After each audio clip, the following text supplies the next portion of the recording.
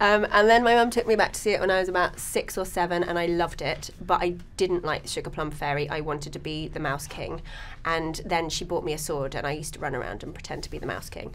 And then, you know, then I got phone calls saying, as an adult, do you want to play the Sugar Plum Fairy? And I was like, oh, I want to be a fairy, yeah.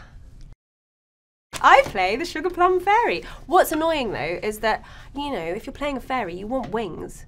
And they made mine in the computer afterwards, so I still haven't seen my wings yet. Not fair. Not fair. Not fair at all.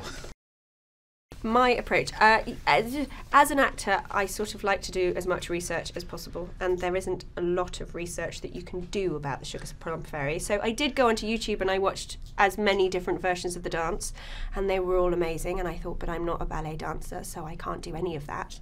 And then of course I thought, well, the most famous thing about the Sugar Plum Fairy is the theme, the music, which is that da-da-da-da-da-da-da-da-da-da. You know, I thought, oh, I wonder how I can get that in there. Maybe I can laugh it. So it started off with a laugh, and then I was like, well, if it's going up there, then maybe the voice sort of needs to match it. And actually all you know is that she's the Sugar Plum Fairy, so she's sugary and she's sweet, so everything has to be sugary and sweet. You know, it's a very silly character.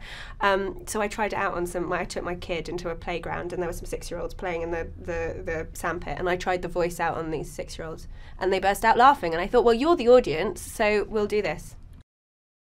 She is the regent of the land of sweets. Does that mean she's well? She's not the queen. She's the regent. She's the boss in the land of sweets. The land of sweets is made out of sweets. It's definitely made out of a lot of sweets. So we go up in a balloon, and that was amazing. There was a balloon basket, and it had, like, you know, big, just sweets all over it. It was like, you know, Fantasyland for a kid. Clara is Mackenzie Foy, the brilliant and wonderful and amazing Mackenzie Foy is playing Clara, who is a very intelligent girl, an engineer, a bit of a scientist, a bit of an inventor, who has to go to the 4 realms and save the world. And that's what she does. How do Sugar Plum and Clara? Well, I was her mother's best friend, and so I become her best friend as well, and I'm just desperate for her to save our world, because Mother Ginger is trying to destroy it. She's lovely. I loved working with Mackenzie. Most of my staff was with Mackenzie, and with Jaden as well, and so it was just lovely to spend so much time with such an amazing young woman. Well, the message is that the girl saves the world. She doesn't get rescued, she does it herself. She rescues herself, and she rescues everybody else as well. So the message is, go on girls, go and save the world. Okay, so are you a Disney movie fan? Did you like the video? What's your favorite Disney movie? I've got some behind-the-scenes facts from Disney movies.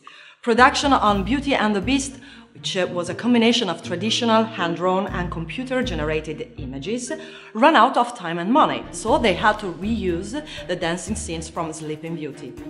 Also, do you remember this scene in Frozen where Elsa walks out of her ice palace?